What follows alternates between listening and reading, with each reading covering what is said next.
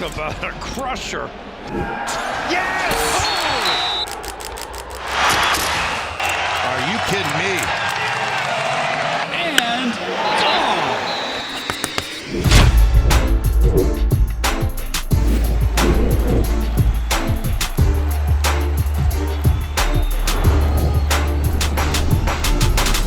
Welcome back to the Schoolyard Sports podcast. I'm the host of this podcast, Lane Frank. We're now on episode 202. So 202 episodes through. I got an action-packed episode planned for you.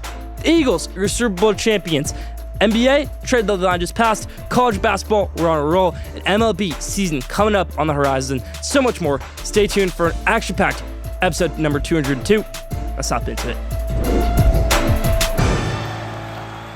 Let's start off episode number 202, how we always do, with the headlines and the NBA. First thing in the NBA, so obviously we discussed the Luka Doncic massive trade last week, going over to the Los Angeles Lakers. Anthony Davis heading over to the Mavericks. Luka played okay in his debut. AD got hurt in his debut. Classic, from both of them. Luka getting off to a slow start, then eventually, taking over, which I fully expect him to do in LA. And Anthony Davis playing well, then getting injured. The theme of his career, it seems, and that's what Dallas knew they were going to get, and that's what they're getting. Another thing with injuries, the Lakers trade for Mark Williams, my Duke guy, maybe the best big man, at least size-wise. He's 7'2". He's incredible. He's the biggest wingspan in the NBA, bigger than Victor Wembanyama. He got traded to the Lakers for Dalton to connect, and then that trade gets rescinded. I like this trade for both teams a lot. I really did.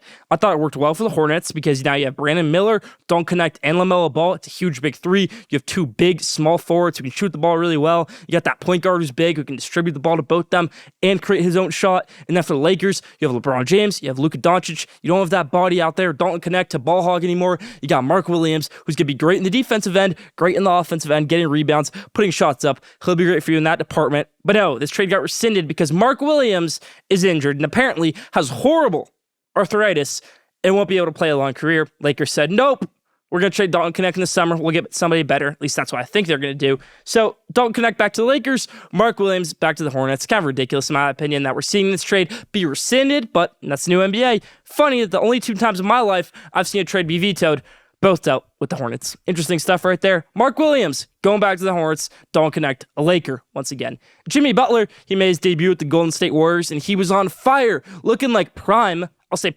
Chicago Bulls Jimmy Butler, where he's not looking to create his own shot every play, but he's getting in the paint, he's getting those layups, he's getting those dunks, he's getting those rebounds, and he's playing like a good Jimmy Butler. I loved how he played in his debut against the Bulls. They were down by about 20, then they won a 73-28 run, and they won by about 20 points. Great win by the Warriors the other night. Jimmy Butler in his debut, playing solid. Brandon Ingram, he's over in Toronto. Raptors head coach Darko Rajovic, he said, I'm excited to get Brandon Ingram. It's a guy who I've followed most of my career as a coach, a guy who I've wanted on my team, and he's on my team. And Brandon Ingram gets a huge extension, $120 million. So good for Brandon Ingram. That's powerful news in the NBA. In the NFL, of course, we had the action-packed Super Bowl. The Eagles offense coordinator Kellen Moore headed over to New Orleans Saints to be their next head coach. We're going to break down the Super Bowl a lot in this episode. Come up next and take you the week. In MLB, P. Alonso is back with the New York Mets, and I couldn't be more happy. I didn't know what I was going to do with all the memorabilia in my room if P. Alonso left the Mets, if he went to the Blue Jays, if he went somewhere else. It's not a permanent solution. It's 2 years. It's $54 million. That was shows the 8-year, $150 million deal that was on the table. But no, P. Alonso back with the Mets still. We love to see it. Alonso back with the Mets, and the Mets might just have the best lap in MLB. You're going to have to leave your thoughts on that in the comments. Last thing in the headlines, Champions League soccer. We're on a roll. Real Madrid, the reigning Champions League champions, took down Manchester City the other day in the first leg of the Champions League knockout round. So maybe if they can win their second leg, they can go for that repeat. Man City won 2 years ago. Real Madrid, the reigning champions. That's about for the headlines this week. Still more to come in Schoolyard Sports and Lane Frank, episode 202.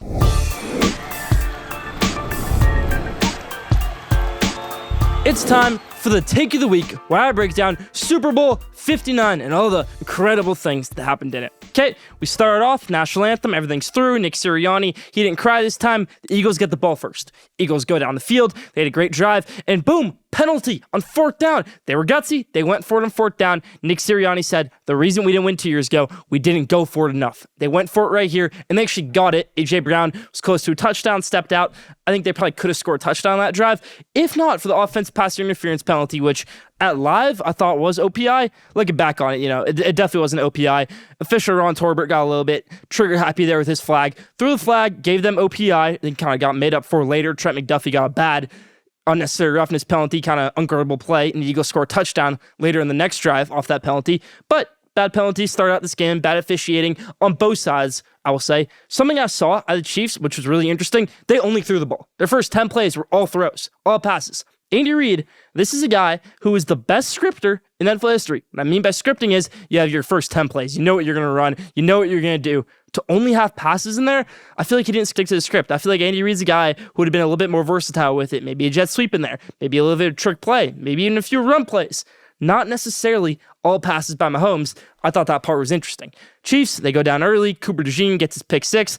But even at that point, Mahomes had already seemed so rattled. The difference was from, let's say, Brady's comeback Super Bowl to Mahomes' Super Bowl, where he was down a bunch, was Brady's comeback Super Bowl. You felt like Brady was playing okay. They just weren't finishing drives. You felt like the Falcons were just being world beaters.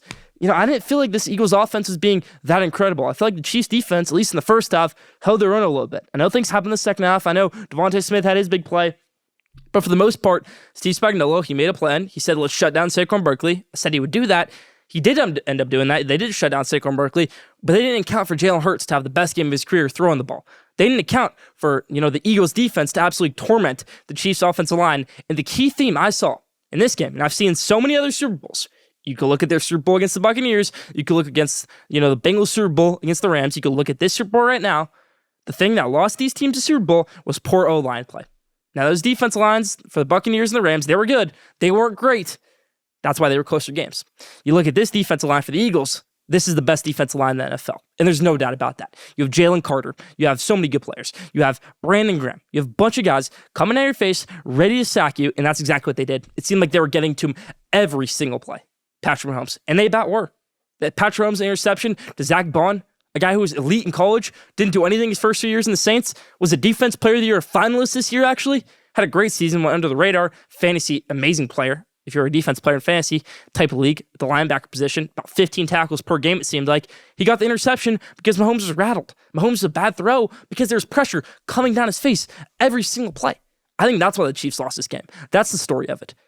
I said it on the Schoolyard Sports Instagram, and CJ Gardner-Johnson, he said it too. Let's look back at the 2023 Super Bowl.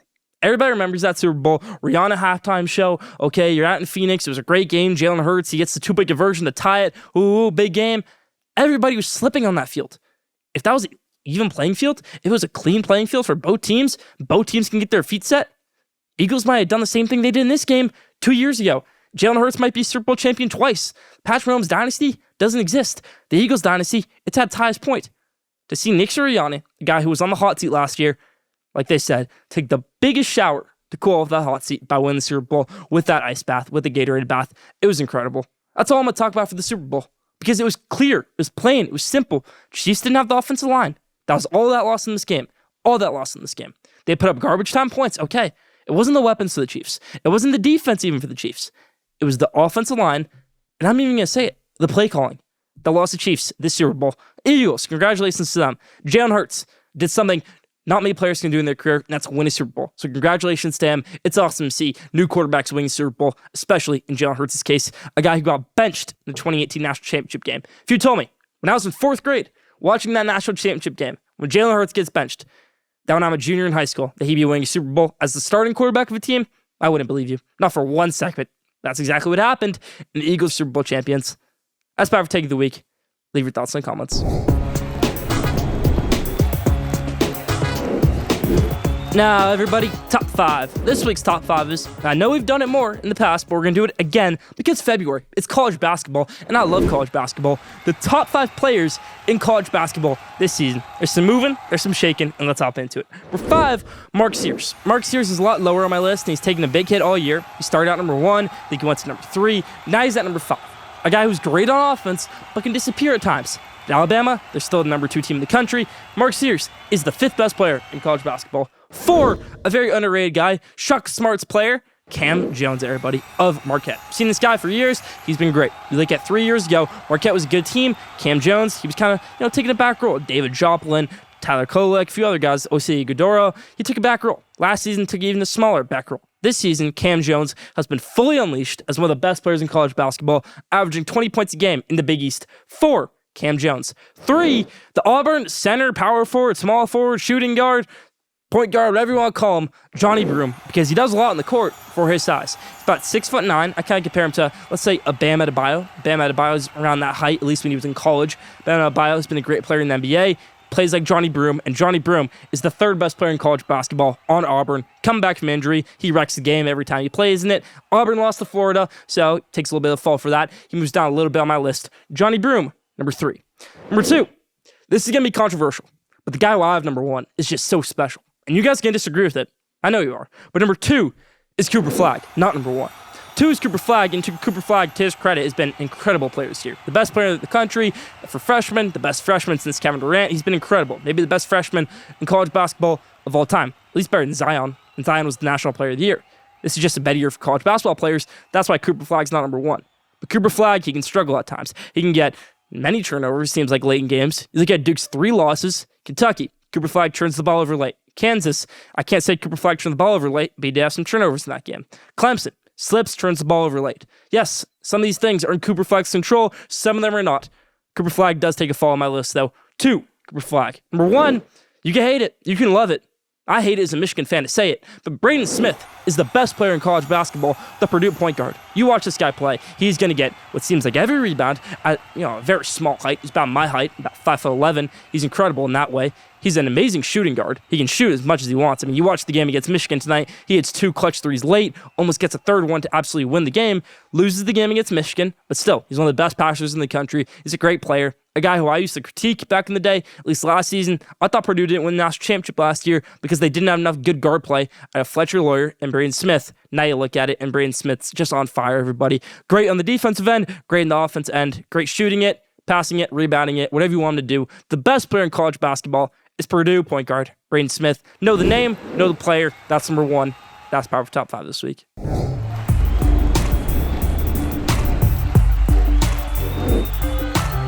Now, did you know, this week's Didn't Know is Eli Manning, who was not a first ballot Hall of Famer, only won playoff games in his 2 Super Bowl runs. So yes, he won the Super Bowl in 2007 and 2011, but he never won a playoff game outside of those 2 seasons. A guy who's also never won a playoff game outside of the 2 seasons he's made the Super Bowl, Jalen Hurts. Do with that information what you will. That's my Didn't You Know this week. Leave your thoughts in the comments.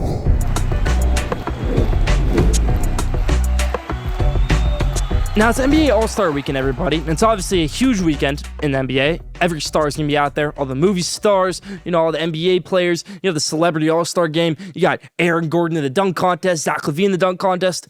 Wait, am I talking about the NBA All-Star Weekend about 10 years ago? Yeah, because that's about the last time NBA All-Star Weekend was any good. Back when Aaron Gordon did the dunk contest, back when Zach LaVine did the dunk contest, when you would see every star out there. You still might see some stars out there, but it's not going to be as fun. You're not going to get the show-stopping dunk contest. You don't get the Derrick Jones Jr. through the legs, free throw line to win it. Aaron Gordon over Taco Fall. Dwayne Wade gives him a 9. It's so controversial. You don't have that stuff in this dunk contest, in this NBA All-Star Weekend. 3-point contest, that might be pretty good. I think the 3-point contest is the only thing the NBA has done right with All-Star Weekend. They added the extra money ball, the Mountain Dew ball from about logo, which is cool. I think that's a good addition to it. But outside of 3-point contest, NBA All-Star Weekend doesn't really attract me anymore. It really doesn't. The game I haven't watched in 3 years. I think the last time the game was good was when I saw Kyle Lowry taking a charge, and then a game that ended up being about 149 to 148 when you had the target score. That was pretty cool. Also, the first year when you had teams being drafted, you had Team LeBron versus Team Curry. That was competitive. So why can't we go back to being competitive in these games? I think if you make it like how it is now, where you have 2 teams go up against each other and then the rising stars in the All-Star game, that doesn't make sense to me. Like, how does LaMelo Ball feel when he averages 28 points a game and he gets to see a random rookie, let's say, sorry, Dalton Connect, but Dalton Connect on the Rising Stars team ended up being in the All-Star game? It doesn't make sense to me right there. That's why I don't like NBA All-Star Weekend. It's turned for the worst. It really has. Rising Stars game, never special, never been a thing I've loved. I think when they did USA vs. World, that's when the Rising Stars game was a little bit better. Bogdan Bogdanovic, he won MVP of the Rising Stars game back in 2018. That was a great dunk contest too. Donovan Mitchell show-stopping as a rookie. That was cool. And Tobias Harris shows out a little bit in that 2018 3-point contest. Doesn't win it, but played pretty well in it. Paul George was in that too. I think it's cooler when you have more stars in the NBA All-Star Weekend. We're just seeing the three-point contest. You got Jalen Brunson, you got Damian Lillard, and a few other guys in this three-point contest. But dunk contest, it's a rookie dunk contest. Andre Jackson, the Bucks, from UConn, he's got some hops. Montas Buzelis, he's a guy who's borderline G League in my opinion, even though he was a lottery pick, but he plays like a G League player in my opinion. Mac McClung, they're wheeling him out for a third straight year on whatever G League team he's on now. Is he even in the G League anymore? I don't even know. And then you got Stephon Castle, a point guard in the dunk contest. So it'll be interesting to see how this NBA All-Star Weekend works out. I'm not in favor of it, or you. I just think All-Star Weekend used to be so much better in the NBA. Leave your thoughts on that in the comments. That's my spotlight for the week.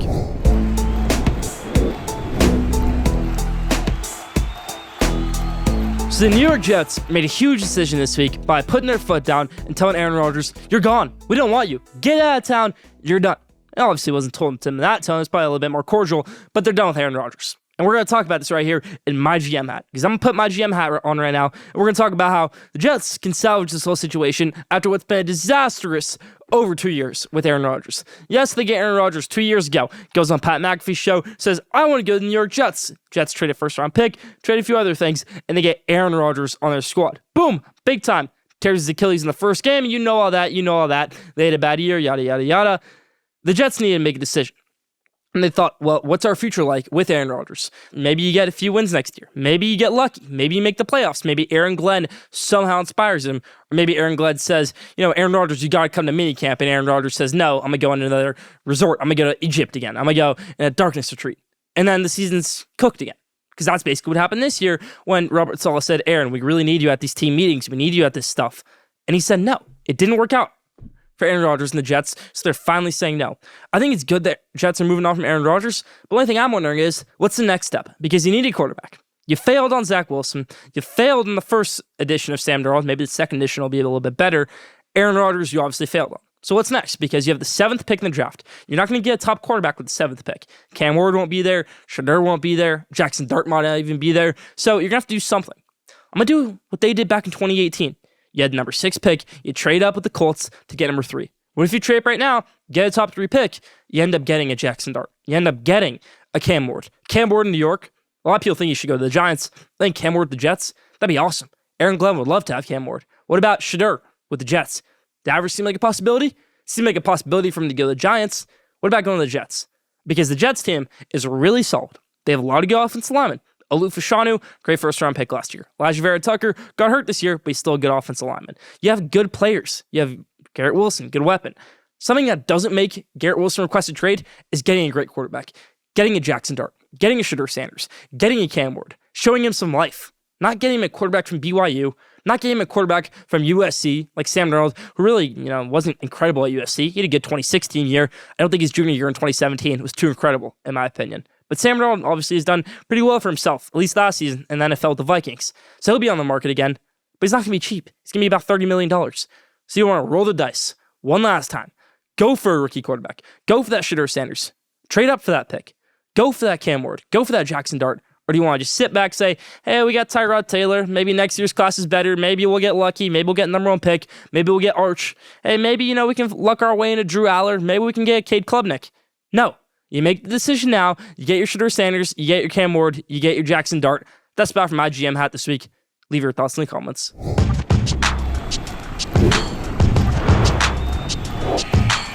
Now, at the buzzer. This week's At the Buzzer is, I want to talk some MLB. I want to talk what's wrong with MLB. We've done this before. Talked about the dead ball era. Talked about how baseball's fallen off. Talked about all these things.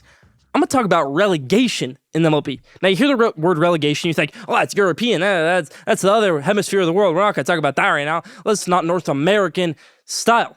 We don't have relegation in America. We don't have that for baseball. We don't have that for football. We don't have that for basketball. What if we did have it for baseball? Some of these teams, like the Pirates, they're willing to send a kid, an 11-year-old kid, who got the Paul Skeens rookie card, season tickets for life, a bunch of other perks, but they're not willing to spend $1 million on a free agent. They're not willing to get, surround their core of Paul Skeens, the best player, best prospect they've ever had, O'Neal Cruz, who's a superstar in the MLB, get Brian Hayes, Henry Ford, former number 1 overall pick. They're not willing to do that, but they're willing to do that for a little kid. I don't understand it. Some of these teams maybe should be penalized for not spending any money. When was the last time you saw the Rockies pay for anybody not named Chris Bryant? It's been years, everybody. It's been years. It's taken a while for a lot of these teams to rebound. The Reds, they've lumped their team what seems like 80 times. Mariners, they don't really spend that much on free agents. It's interesting to me how teams don't like to spend much in the MLB because there is no salary cap. MLB doesn't care. MLB doesn't want to intervene. They don't care about being competitive. And we talk about relegation, you say, well, that's kind of weird. What if like the Pirates AAA team ends up replacing the Pirates MLB team? That wouldn't work out. These teams have their own owners. These AAA teams have their own owners. Disaffiliate from whatever team you're a part of. Now you're talking about, well, how do teams build up farm systems? How do they do this? How do they do that? You build your own farm system, maybe send them to a different league, wherever it might be. Maybe you just send them to a camp. Maybe the top minor league players every week, if you want to call up a minor league player, you buy at their contract. Exactly how you would in another sport, like soccer. But for example, PSG, they saw Goncalo Ramos, who did incredible in the World Cup for Portugal, striker. They saw Kylian Mbappe was leaving them, and they wanted to get someone like Goncalo Ramos. So they called up his club in Portugal, they ended up getting him. Kylian Mbappe, he ends up leaving PSG, goes to Real Madrid. That's a real-time trade. But Goncalo Ramos really gets called up from the minor leagues, goes over to the major leagues in PSG into League One, all the way from Portugal. So that's cool. What if we had that type of system, but for the MLB? They have their own owners, like I said, AAA teams, AA teams, single A teams. It'd be the perfect way of doing it. Your minor league systems are that system. It's the perfect way to do it, and it really changes the way MLB is. Relegation in MLB. That's what I want to see, everybody. That's how these teams get punished for not spending enough. That's about it for At the Buzzer this week. Leave your thoughts in the comments. Now, question day. This week's question day is Auburn, Alabama, the Iron Bowl, the best matchup, at least rivalry-wise, in football and basketball? This weekend, we're going to see a number 1 Auburn taking on number 2 Alabama in basketball, and obviously the Iron Bowl in football is one of the best rivalries in sports. So is this the best rivalry, university-wise, across all sports? I think it might be, everybody. We're seeing it this week between Nate Oates and Bruce Pearl, 1 versus 2, and then obviously in football, where you get, it seemed like year in, year out, between Nick Saban, Gus Malzahn. Now you get it between Kalen DeBoer and Hugh Freeze. That's about it for Question Day this week. Leave your thoughts in the comments. That's about it for Schoolyard Sports, Elaine Frank, episode 202. Thank you for tuning in. Follow Schoolyard Sports on Instagram at Schoolyard Sport. Follow Schoolyard Sports on X at Schoolyard Sports. Don't forget to subscribe, rate, and review for the best sports content in the world. Be back here next week, episode 203. Stay tuned.